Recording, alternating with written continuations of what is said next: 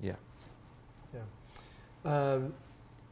So tell us a little bit about currently what you're investing in. What kind of sector, strategy, Tsing Capital, maybe tell us a little bit about Tsing. It's truly I think it's one of the first sustainable investing funds in the world. And it's probably also the largest venture fund that focuses on sustainable investing, right? Yes. So maybe tell us a little bit about Tsing Capital. And by the way, as a full disclosure, in my previous job, I actually invested in Tsing Capital, so it has been a successful investment for us. So maybe tell us a little bit about Tsing Capital and then the sectors you're currently covering and what you're looking for. Sure. Tsing Capital, we started in year 2001 together with my college, which is a leading engineering school in China called Tsinghua University. Even nowadays, Tsinghua is still a small shareholder of Tsing Capital.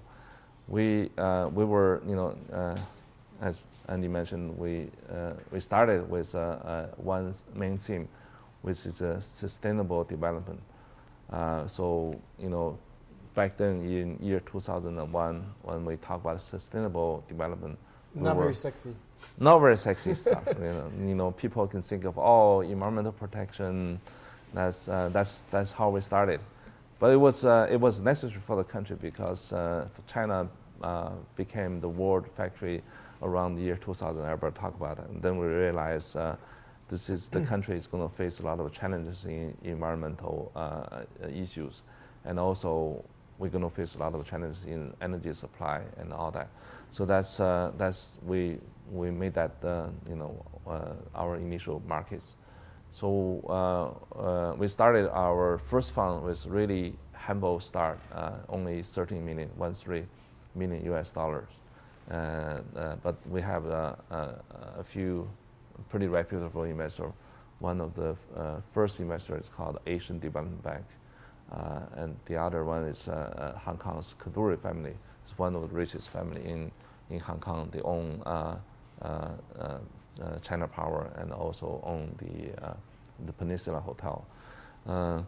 And then we stick. We weren't sure after a couple of years, because of the market size very small. Even the government didn't pay much attention, and there was law enforcement was not there, and certainly companies are not paying attention to that environment issue at all.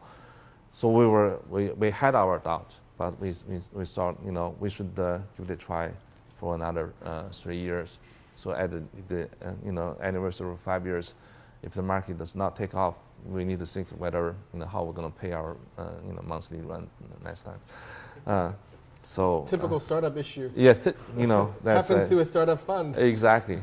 And again, I think it was until the end of 2005 we start to see the light, because back then renewable energy came to play. Started with Europe, especially Germany. Germany was pushing very hard on PV, and the Chinese startups are doing extremely well.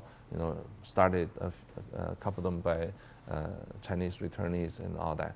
So that's when we start to see the lights, and we were kind of lucky to invest in some of the early high flyers in the PV industry. Our second fund is about $50 million US dollars. Still a modest size, but you start seeing the 4x. Start to see the return. Change, The return profile start to change a lot.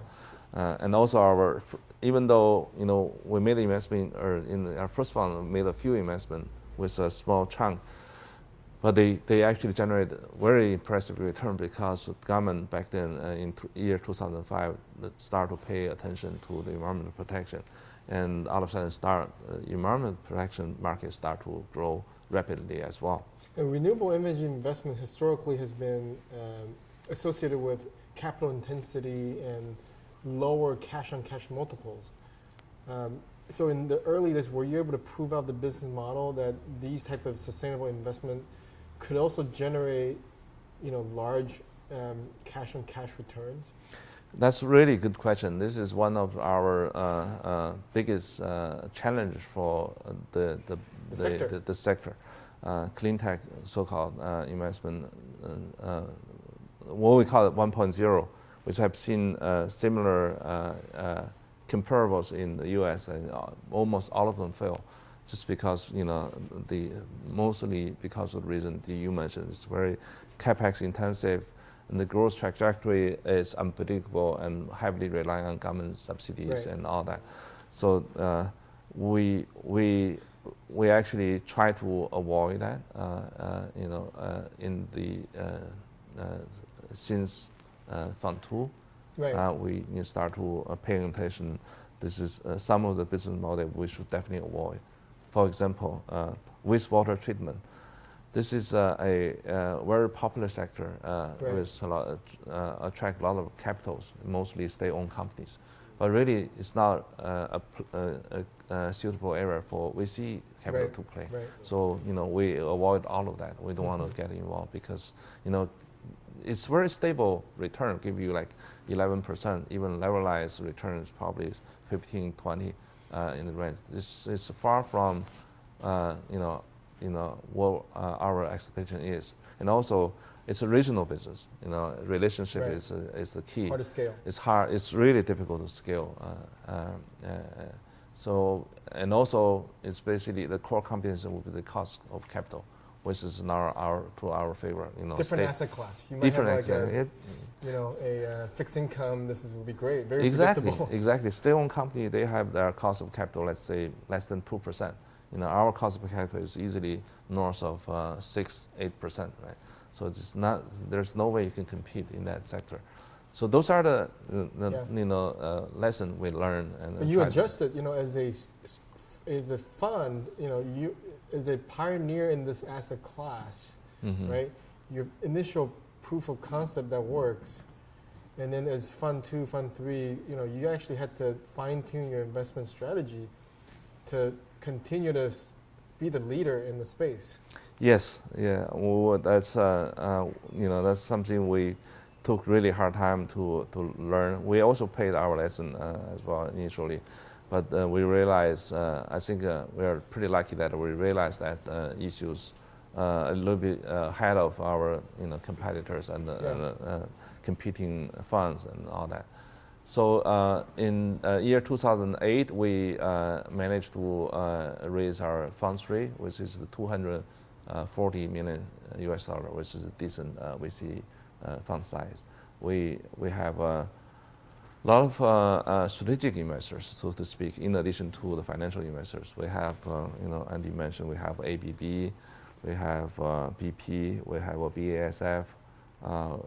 We have Applied Materials, EDF, probably a dozen of Fortune 500 companies.